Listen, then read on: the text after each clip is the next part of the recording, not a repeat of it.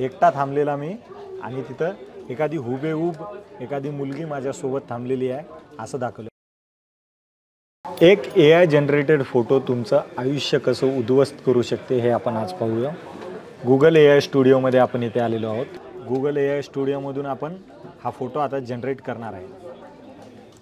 ह्या इथून एक फोटो अपलोड केला मी, माझा डाउनलोड केलेला फोटो होता आणि हा फोटो टाकला आणि इथं टाकलं ॲड इंडियन गर्लफ्रेंड आणि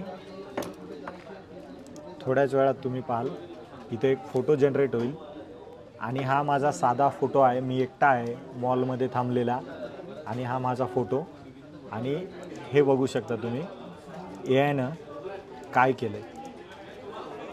एकटा थांबलेला मी आणि तिथं एखादी हुबेहूब एखादी मुलगी माझ्यासोबत थांबलेली आहे असं दाखवलं आहे। आता तुम्ही विचार करा, एखाद्या विवाहित व्यक्तीचा असा फोटो जर टाकला एखाद्या दुसऱ्या महिलेसोबत तर त्याच्या पत्नीची पहिली रिॲक्शन काय राहील?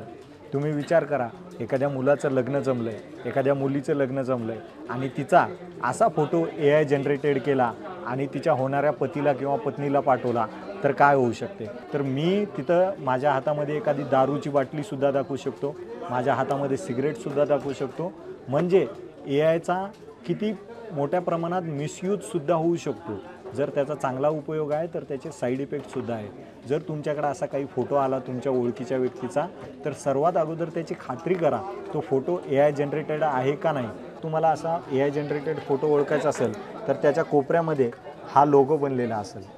हा कॅमेरा पर्सनने हा लोगो सांगावा।